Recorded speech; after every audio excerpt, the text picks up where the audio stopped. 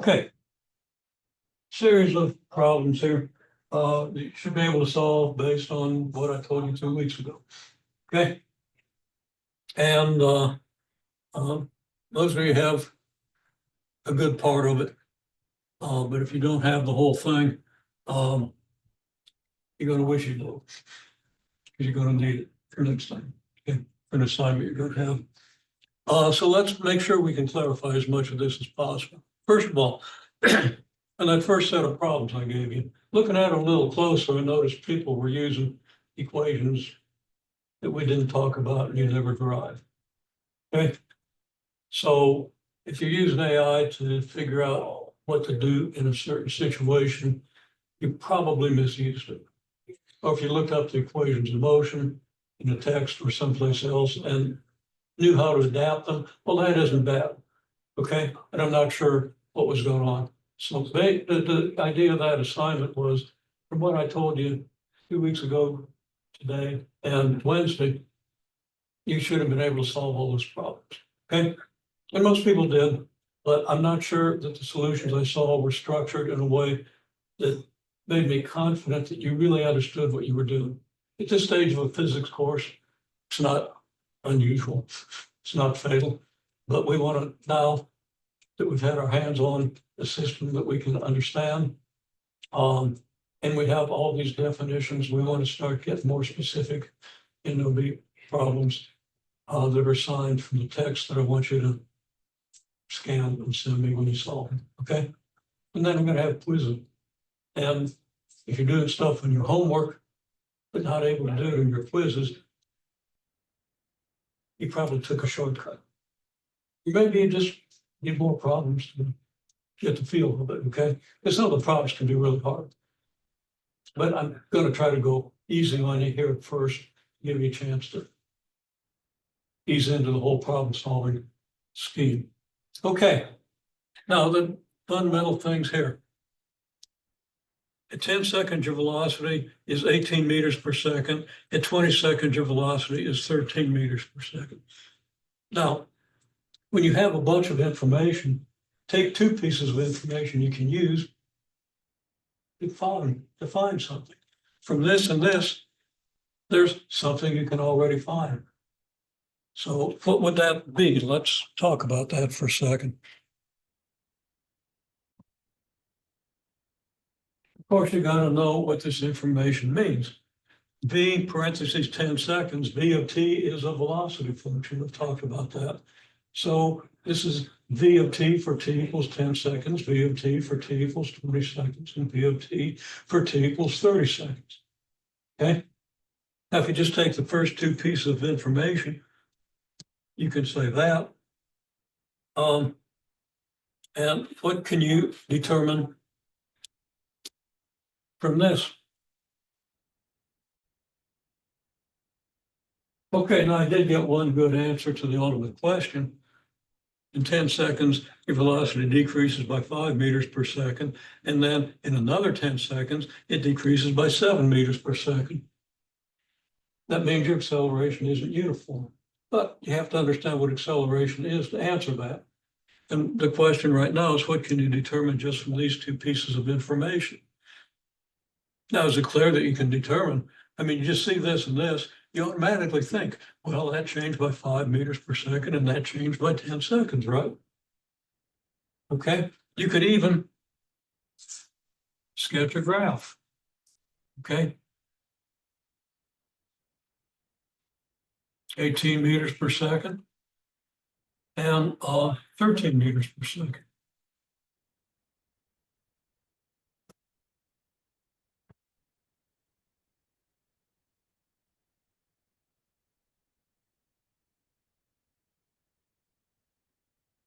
Kind of small and sloppy. I'm just labeling this vertical line is t equals 10 seconds. This is t equals 20 seconds. This horizontal line is 18 meters per second. This is 13 meters per second. So you can put the information on a graph. So you can make this statement. You can also put the information on a graph, and that's of v versus t, right? And from that graph, you can see that the velocity is decreasing. You can see much more than that. Okay. So from this and or from this, what can you find?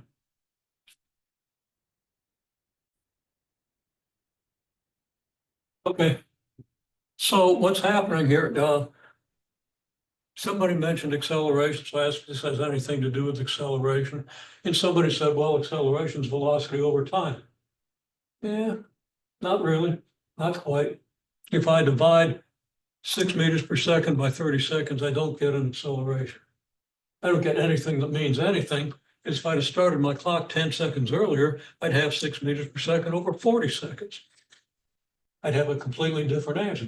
My answer depends on when I started my clock. Okay? So dividing a velocity by a time is pretty pointless. Now, dividing change in velocity, somebody said change in velocity over time, and I think the time that you meant was the amount of time between the two. Okay, so acceleration,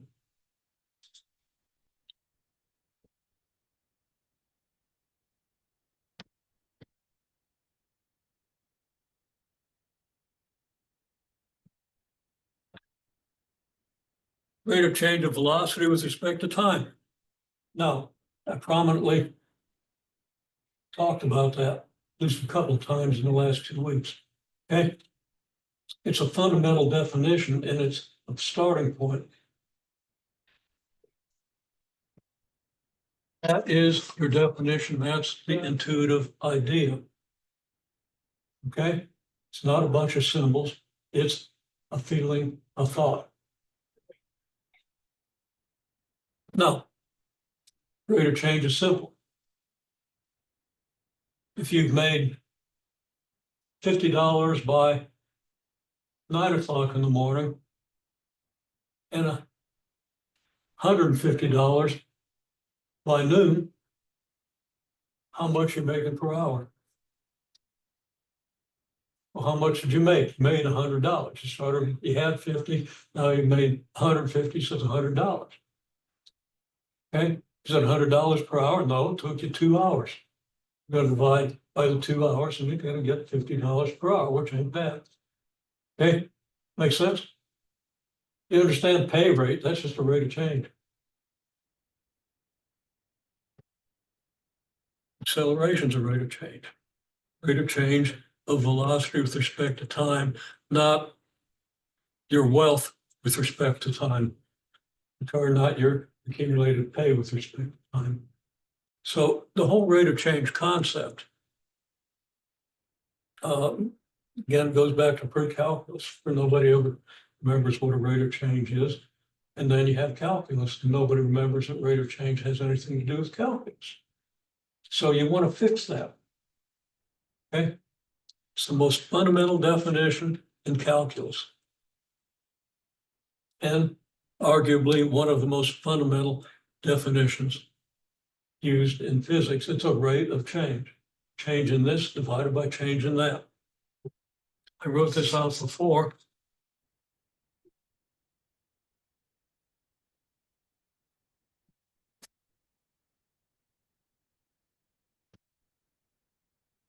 Got to know what this and that are. And if you get it backwards, at least a couple of you kind of got the right definition of acceleration, but you put it upside down. Okay. It's a rate at which velocity changes.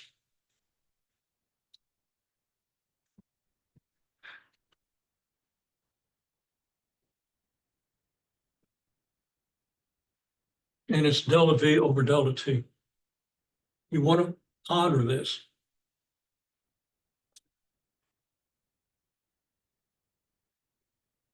Honor until you can't think of it any other way. Okay, so now, if you want the rate of change of velocity with respect to time,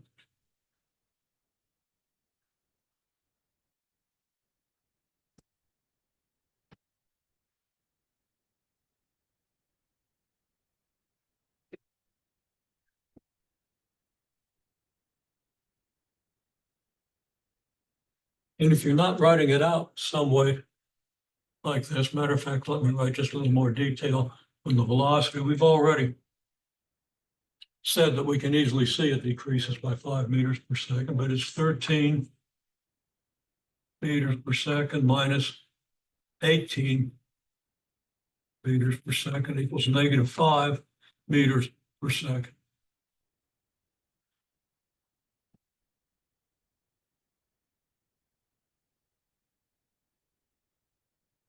And I'm going to put a bar over it. It's not like an arrow, it's a bar, meaning average. It's average acceleration because, as has already been observed, in 10 seconds we lose 5 meters per second. Then in 10 seconds, we lose 7 meters per second. Velocity is not changing at a constant rate. Otherwise, we would have lost the same amount during each 10-second interval. Okay, so your average acceleration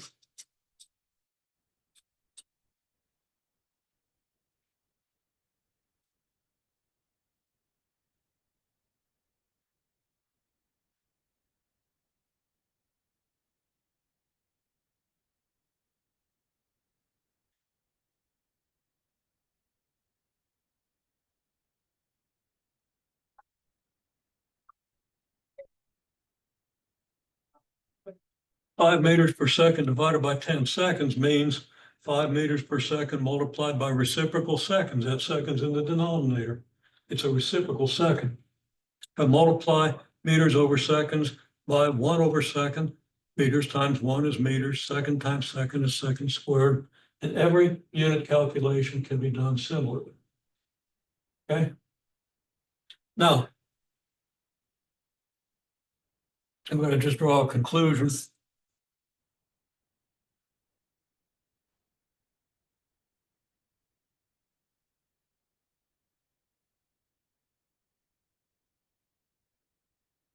Between 20 seconds and 30 seconds,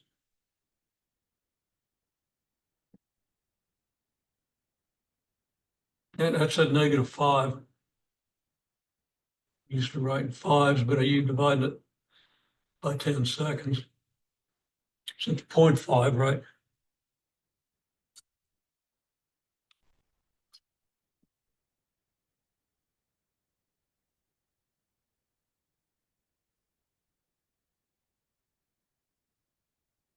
Now let's just talk about units here.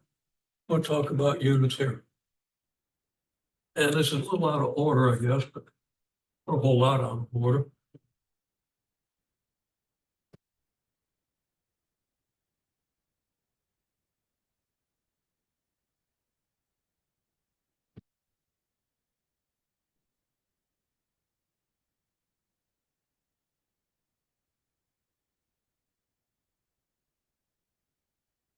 Kilogram meter per second squared over meter is a kilogram meter over second squared multiplied by reciprocal meter, which by all the rules for fractions is a kilogram per second squared. Will you agree? I mean, this meter divides this meter, right? This meter's in the numerator, and it's not in the denominator of the numerator like the second squared is. It's in the numerator. If I rewrite it like this, it's clear that it's in the numerator, and this meter is in a denominator, and they divide out. Some people say they cancel, but I see too many lines drawing too many wrong things. So I don't even like the word. Okay, kilogram per second squared.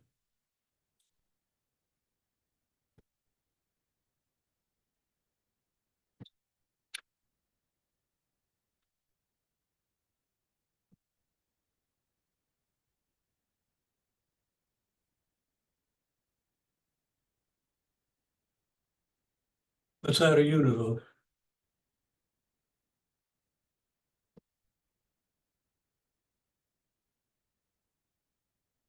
That's nothing. It's the physical importance, at least not from what we understand right now. Okay. But what about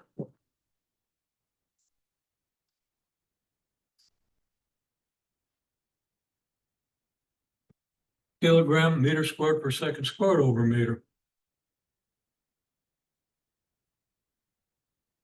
Well, you could write that as a kilogram meter squared over second squared times reciprocal meter. And this meter divides one of the meters. I'll even write it this way, kilogram times meter over second squared times reciprocal meter. That leaves you a kilogram meter per second squared. What's that a unit of? No, 1 over important units. If you reviewed your notes in the class, or if you remember, then you know what that's a unit of. Okay, I've thought all the bad words that I know of. 10 seconds, velocity decreases by 5 meters per second. Saying this more quickly than I did before, but it needs to be pondered. Okay, and you can also put this on a graph, and I'm pretty sure I recorded that. Then I stopped at some point to talk about what rate of change meant. And I mentioned that rate of change is a fundamental concept. The pre-calculus students have all gotten it by now. You had it in pre-calculus almost assuredly in the very first chapter, and you built physics on it. I mean, you built calculus on it, and it's clear that you still, as a group, maybe individuals do, but you still don't understand what rate of change means. Okay? So I say anyhow that average acceleration is defined as rate of change of velocity with respect to time. And what does that mean? Rate of change is changing this divided by changing that. Or changing that divided by changing this. In this case, it's changing velocity by a change in time. Okay. It's not velocity divided by time. It's not 6 meters per second divided by 30 seconds. I think I was recording when I said it, but I said, well, you know, if you started the time 10 seconds earlier, you'd have 6 meters per second divided by 40 seconds. This divided by this doesn't tell you a thing. It's the change divided by the change. You need to ponder that. You need to understand, review how you started with a limiting process to define derivatives. Difference quotient is a rate of change. Everything you started calculus with and everything you did in first semester calculus up to the point we started with integrals was based on rate of change. You want to ponder that. Anyhow, to answer my first question,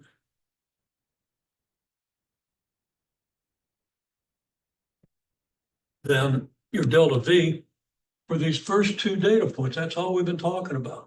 For the first 2 data points, your delta V is -5 meters per second. Your delta T is 10 seconds. So you divide the delta V by the delta T. If you're thinking formulas, it's really easy to just divide 6 meters per second by 30 seconds to get an answer. It doesn't mean anything. If you don't know what the definition is, and if you don't understand rate of change, as like how many dollars do you make in how many hours? There's a rate of change of money you've, okay? And that's a natural miles per hour. It's a rate of change of position with respect to time. That's a velocity, speed. Okay, depending on whether you're doing a vector or not. Okay, anyhow, you get an average acceleration -5 meters per second squared. Left off the negative sign, then I made one that's too big. Anyhow, it's there. Between 20 and 30 seconds, you do the same thing, you get -0.7 meters per second squared. Okay, now one of the questions I'm going to ask you to report by Friday, lab question, which is separate from class questions.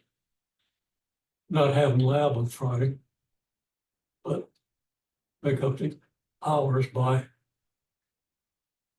doing an assignment, okay? I'm going to ask you on some of those observations you made, and the videos are there. I kind of tell you where to find the motion in the video. Sometimes you're going to need to do that.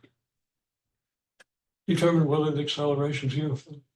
Told you somehow how to do that by using Excel and doing a curve fit. That tells you one thing, but a direct comparison, two different accelerations, would tell you something about whether acceleration is constant or not. Okay.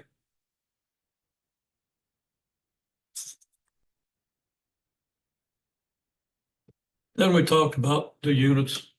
Kilogram meter over second squared reduces to kilogram over second squared. And the reason I bring this up is I gave you an energy accidentally in one of the problems. Most of them I told said kilogram meter squared per second squared. They left off the square on the meter. Okay, just got tired of typing it, I guess, or something.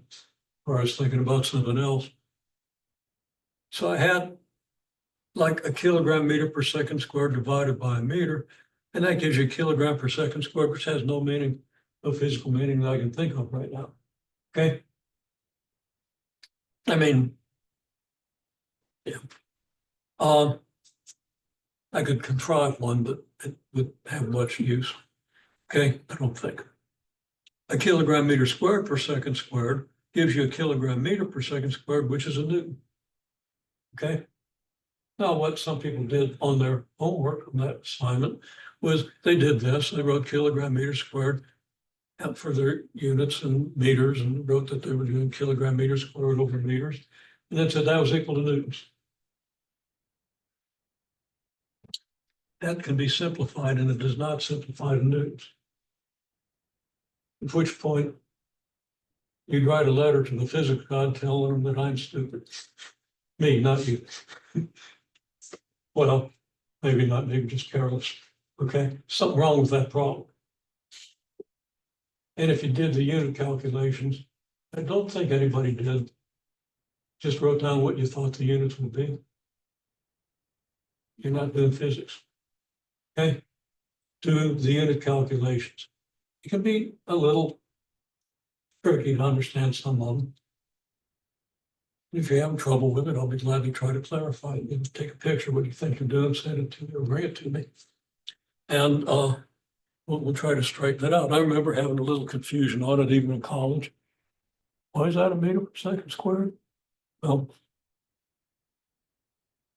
I thought about it until I figured it out. I didn't just start putting down the units I thought I should get. But I was tempted. Okay. And you don't want to do that. You want to do that. Okay. Now on this graph, well, I can say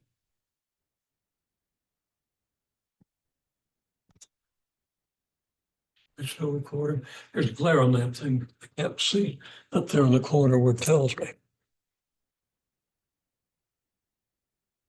I have control over that. I can fix that. Okay, V.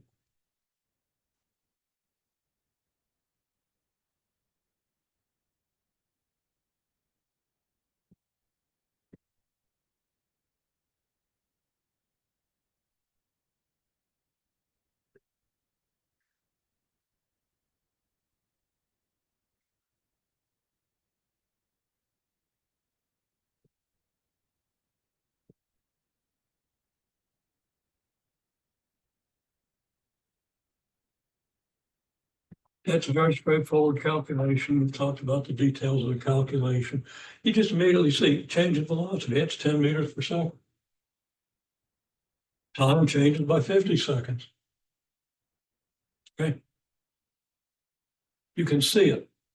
Now, you maybe want to write it out a little more specifically at this point. So I would recommend that you do it. Another thing you can do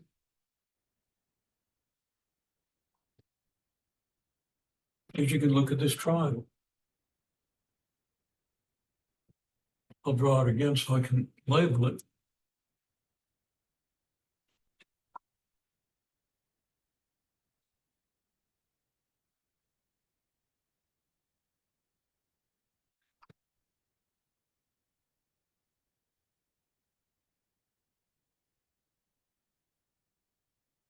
Run, 60 seconds minus 10 seconds is 50 seconds. Rise.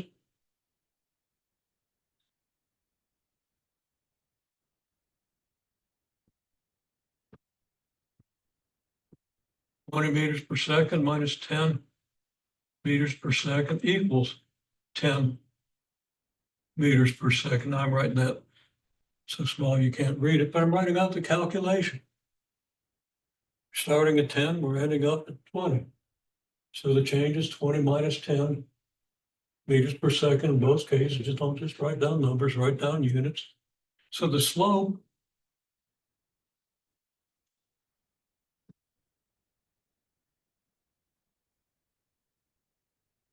equals rise over run equals 10 meters per second over 50 seconds.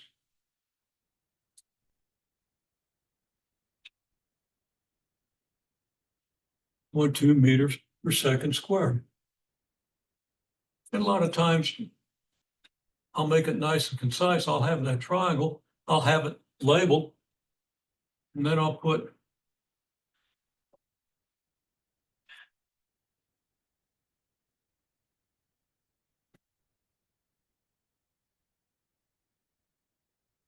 a box next to the hypotenuse.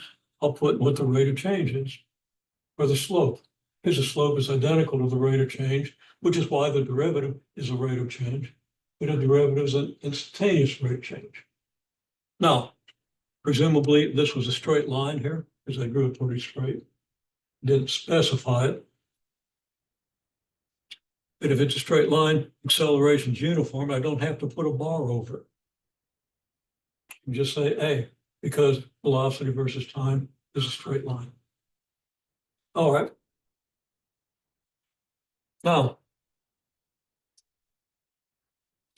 what is delta S? Delta S is your displacement. Well, I'm going to try to keep it on the same board, even if it's scattered a little bit. I'll wall off this little bit of area.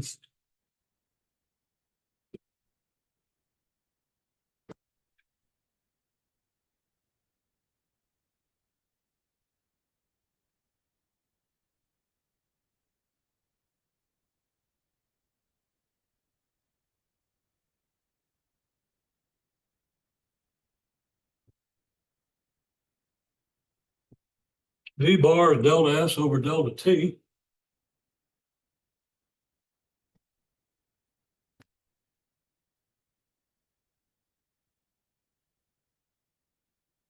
So delta S equals V bar delta T, average velocity, times delta T. Velocity versus time being linear.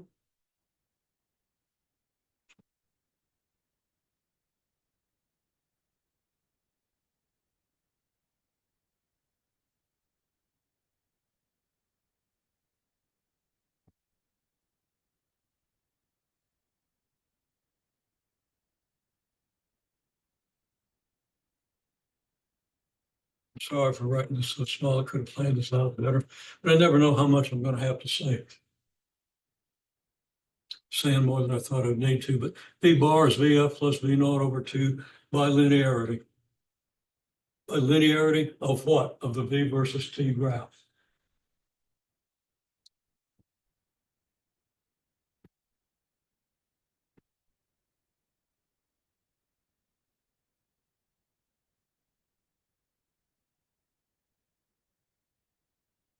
So this equals 15 meters per second. Meeting is being recorded.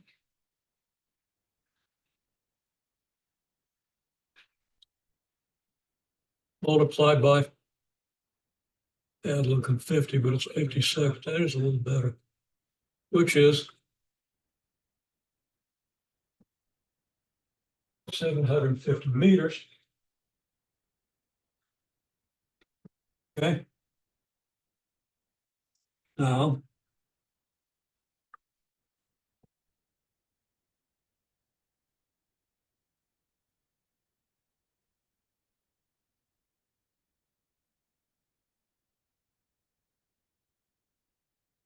this is the midpoint of the velocity on this interval from 10 to 30 seconds. You have 15 meters per second up to here, right? And that's your average velocity. So that the area underneath this average velocity is equal to the area under the curve.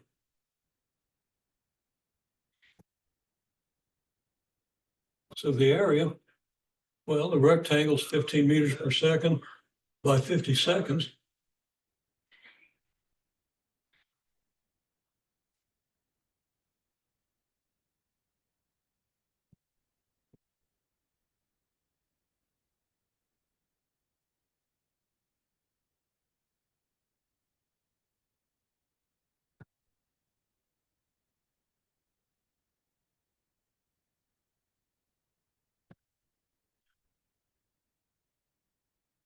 That's the integral.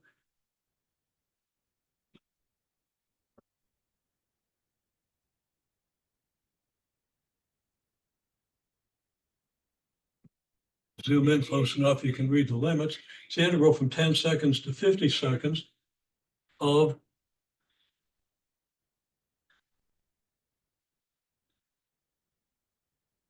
v of t dt.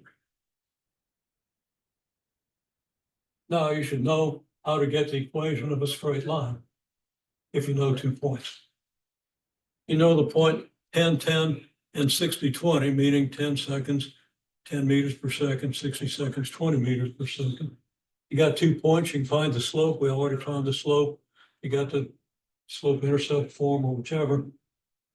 Plug that information in and solve for the unknown, and you get an equation, which in this case would probably be 8 meters per second plus 0.2 meters per second squared times t. Let's see if that's right. So in this connection, let's set this down for a minute.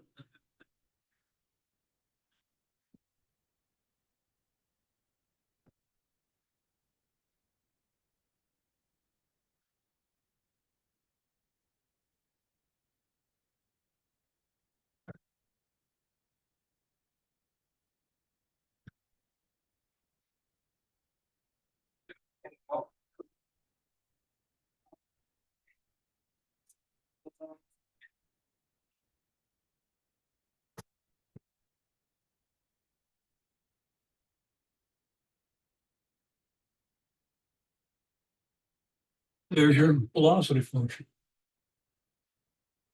I think the integral from 10 seconds to 60 seconds of 8 meters per second plus 0.2 meters per second squared t dt is 8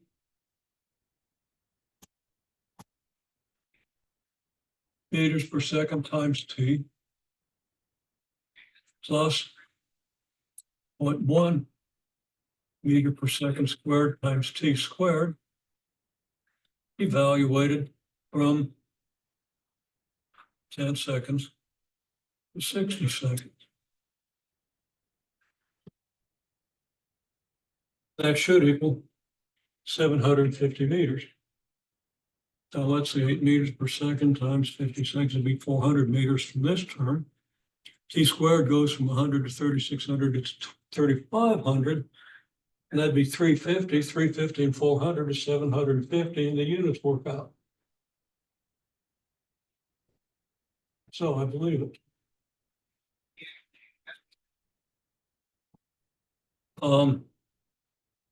Right out the details, just refreshing. simple integral.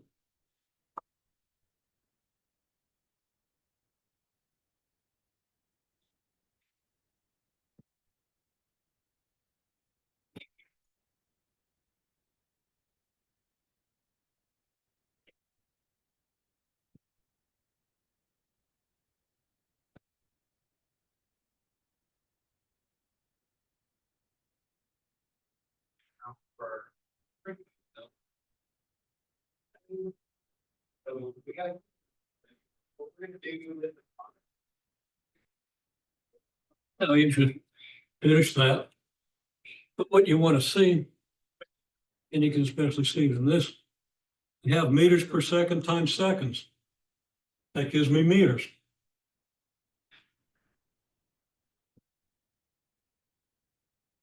That should be 60 seconds, not 50.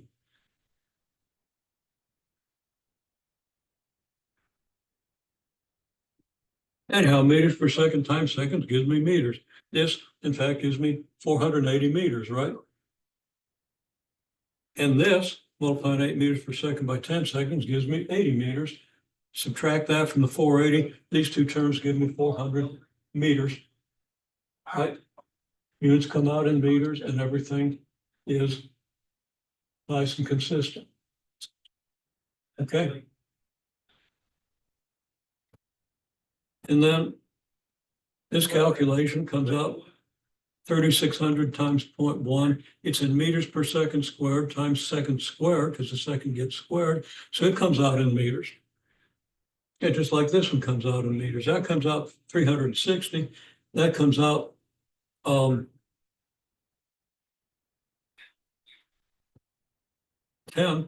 Yeah, so when subtract, you get 350. 400 and 350 gives you 750. Consistent with the area under the curve. Make sense? If it doesn't, Albert tell it does, or come and ask me. Okay? That's something you got to be able to do. It's a simple integral. And I'm not going to ask you to do super tricky intervals until the very end of the semester. And they aren't super tricky, they just involve little substitution. No integration by parts. No only sines, cosines, and powers. So the integration is going to be straightforward. Okay.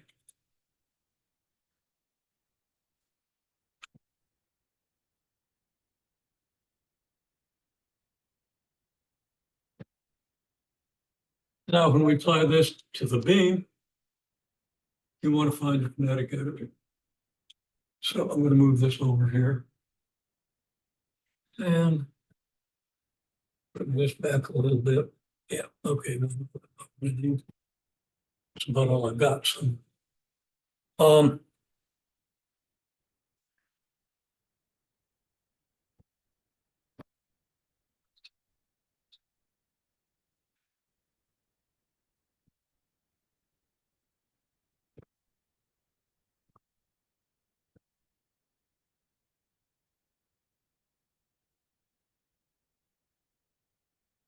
per second.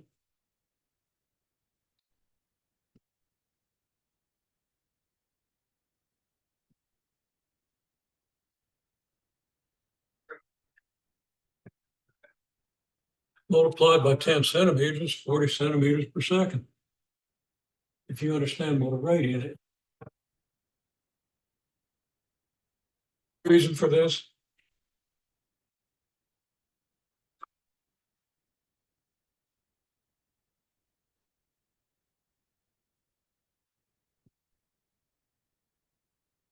Radians is the arc distance, is a sector of the circle where the arc distance is equal to the radius.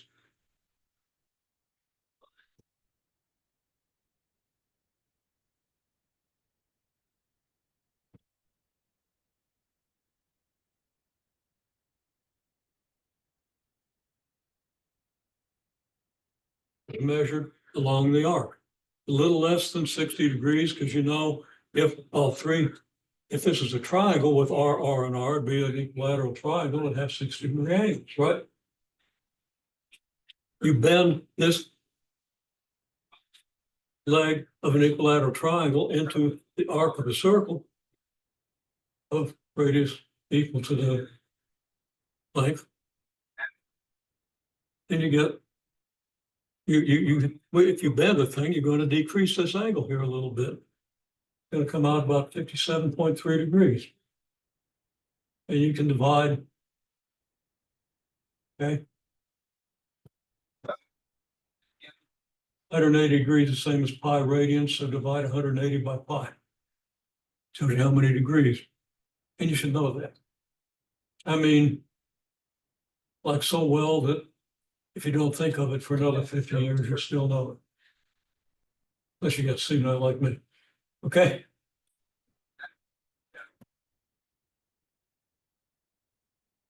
Okay, so there is your calculation. Now you could do a more cumbersome calculation, which would have been okay.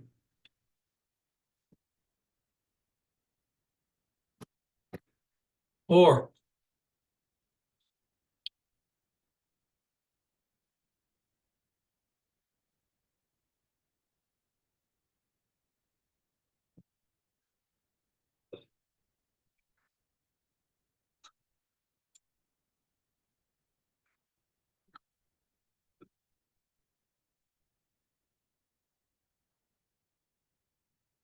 okay, well,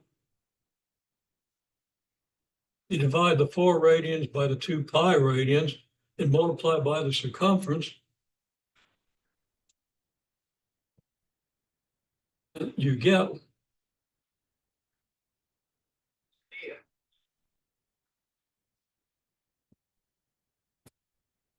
I want to do that. I want to do a better job with those units.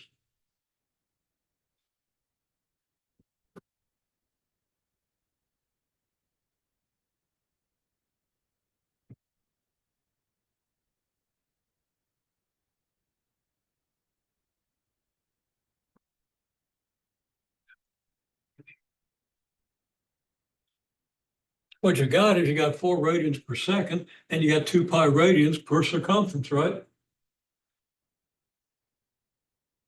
And you multiply that by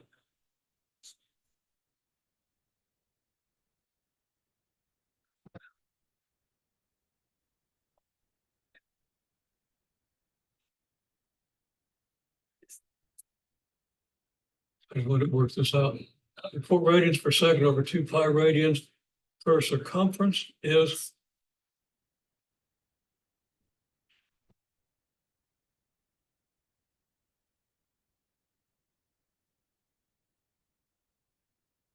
I think I ought to say this without confusing it, because I might be confusing it.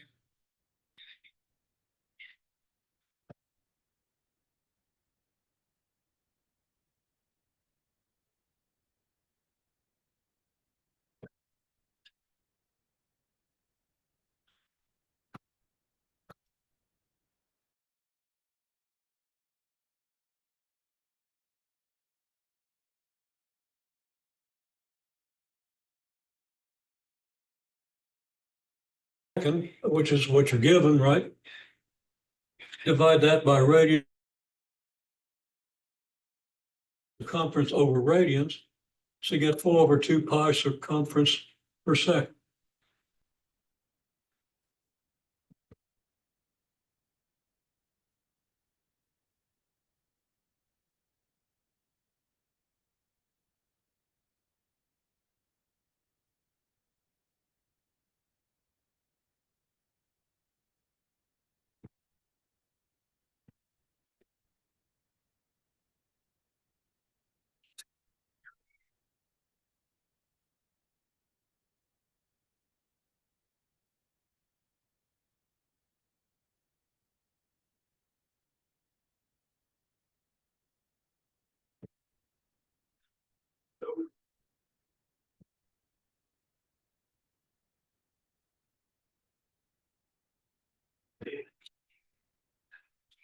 I don't have room on the board. I'm in a little trouble writing this out.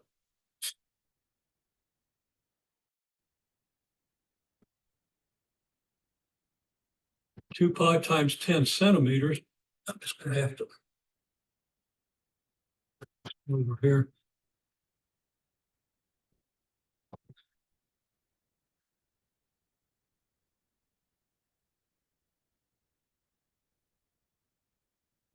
You got 2 pi times 10 centimeters.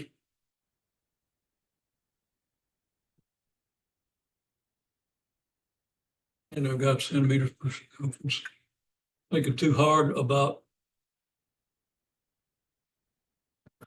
I can just write it like this. Worried about trying to get it into the screen. Okay.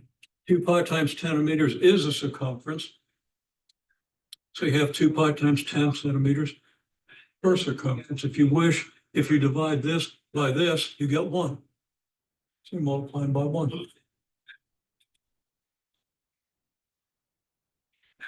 Okay, well, the 2 pi's divide out, and you get circumference divides circumference, but you still have centimeters and seconds, and this equals 40.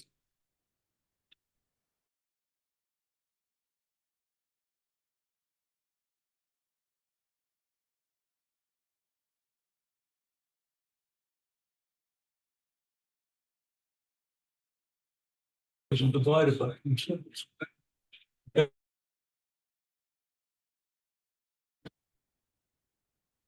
Okay.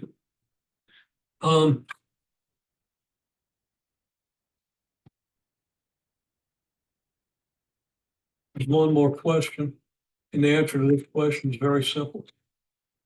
A beam accelerates by is accelerated by 2 magnets from rest. Completes half a cycle in 2 seconds. Now we're assuming the beam doesn't slow down by much, because as we observed, the beam doesn't slow down very much from one rotation to the next. Such kinetic energy is 0.04 joules. Where did that 0.04 joules come from? Well, it came from the 2 magnet system, right? Remember, we held the 2 magnets and accelerated the thing. You've seen this.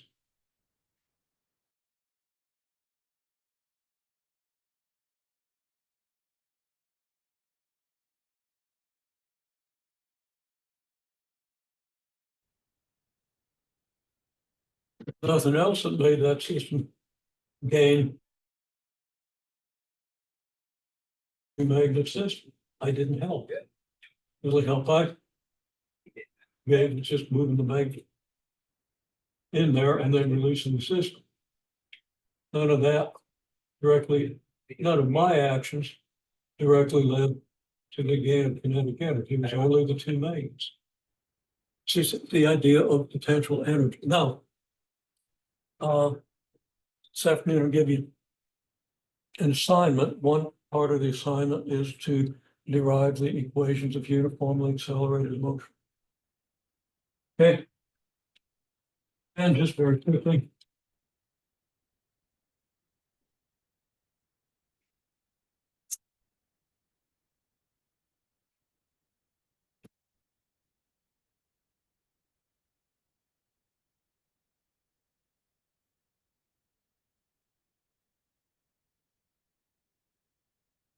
plot V up delta T in the trapezoid, right?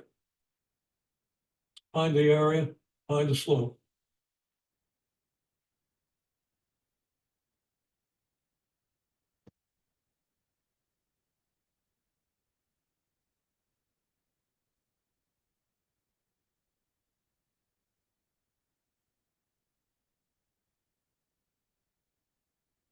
That's all you need to get 4 equations that we're going to use for uniformly accelerated motion. But read what your textbook says